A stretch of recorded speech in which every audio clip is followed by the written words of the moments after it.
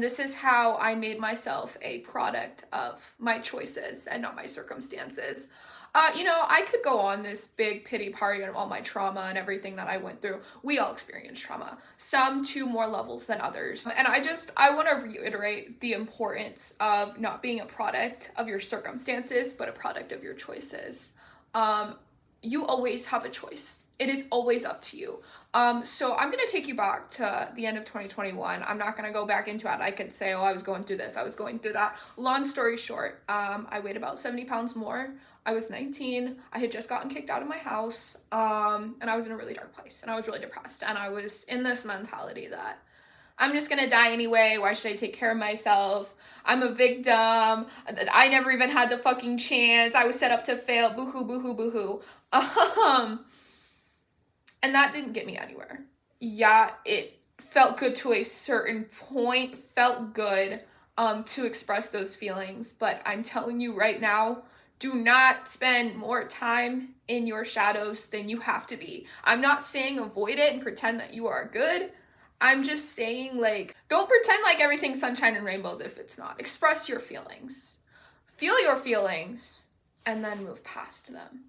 Give yourself the space to feel hard things when it is appropriate, but don't linger in it because you are setting yourself up to fail if you are doing that. If you're saying I'm being set up to fail, you are going to be set up to fail. Positive thoughts make positive outcomes, okay?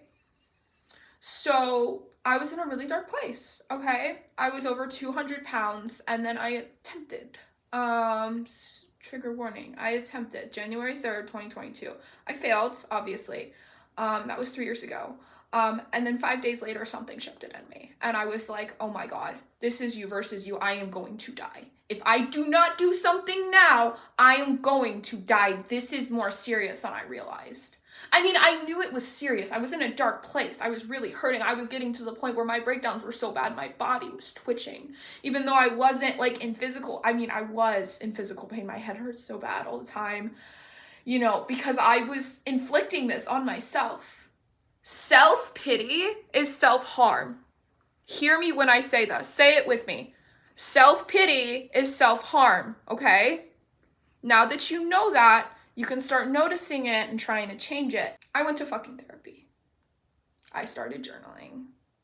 And then I kind of got into a domestically violent relationship for 2 years. And I was still, kind of upward spiral. I relapsed a little bit.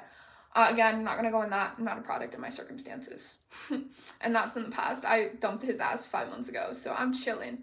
And after I dumped his ass, I started going to the gym. And I started putting myself first. And I acknowledged that I need to set intention over expectation. I acknowledged that I